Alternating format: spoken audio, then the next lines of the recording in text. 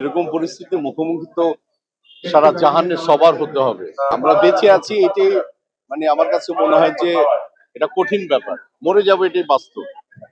কিন্তু ও ডাক্তারের কাছে হয়তোবা আরো ভালো করে চেক আপে থাকা উচিত ছিল। সাগর ভাই ইনিশিয়াল দায়িত্ব না নিলে তো আরো যেত না। এবং আল্লাহর কি বিধান, হসপিটালের মধ্যেই সে ইন্তেকাল করলো। এবং তার সবচেয়ে বড় কথা কি যে শাম সুমন খুব ভালো আর্টিস্ট ছিল, তার চেয়ে ভালো হচ্ছে ও মানুষ ভালো ছিল। এবং আজকে প্রমাণ করে চ্যানেল আইতে এই কি বলে রোজার এই টাইমে সাধারণত কিন্তু মানুষ কম আসতে চায়, ঘুমের থেকে কম ওঠে, ঠিক না? কিন্তু আমার ঘুম ভেঙে গেছে অনেক আগে। আমি সেই বসে আছি চ্যানেল আইতে যে কখন শামসুম আসবে, ওকে এক নজর দেখবো, জানাজা পড়বো। এটাই ভালোবাসা, এটাই বোধহয় লাভ। তো ও আর্টিস্ট ভালো ছিল, মানুষ ভালো ছিল। চ্যানেল আয়ের জন্য আমরা যেরকম নিবেদিত একটা প্রাণ, ও আমাদের চেয়েও বেশি। সো আমি মনে করি যে জান্নাত চাওয়াটা আমার জন্য ফরজ আল্লাহ সুবহানাহু ওয়া তাআলার কাছে। আল্লাহ আপনি তাকে জান্নাত নসিব করেন। ওর সাথে তো আমি চ্যানেল আইতে আসলেই দেখা হয় ন্যাচারালি।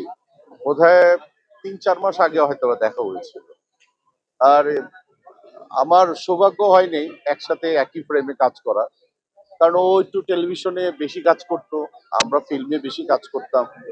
ন্যাচারালি ও আবার ন্যাশনাল অ্যাওয়ার্ডও পেয়েছে। তো সো আমি মনে করি ওই যে এক কথায় তোমাকে বললাম যে খুবই ভালো মানুষ, এবং ওর কর্মজীবনটাকে ও এত লাভ করতো এটা কল্পনা করা যায় না। এই কর্মজীবনটাকে যে আমরাও এত ওর মতো ভালোবাসি কিনা সন্দিহান। এটা আক্ষেপ করার কোনো ব্যাপার না। এই আক্ষেপটাকে আমি আক্ষেপই বলি না। এটাকে কেন আক্ষেপ বলো এটা আমরা জানি না। আমরাও একটা সময় টাইম লাইনে ছিলাম, এখন নাই। এখন যারা টাইম লাইনে আছে এক সময় তারাও থাকবে না। এটা আক্ষেপের কি আছে? এটাকে আক্ষেপ কেন বলো? তুমি আজকে পুরো দস্তে সাংবাদিকতা করছো, একদিন ঘরে বসে তুমি থাকবে, এটাই বাস্তব। এটা আক্ষেপের কোনো কিছু না। হ্যাঁ, তো বাংলাদেশ তো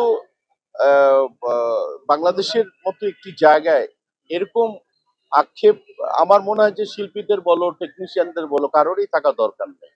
নিজে আমি মনে করব যে আমি ঘোড়দৌড়ে আমি যেতে পারছি না দেখে আমি পিছিয়ে আছি, দ্যাটস ইট। এটাকে নিয়ে বিগ ডিল ভাবার কোনো দরকার নেই।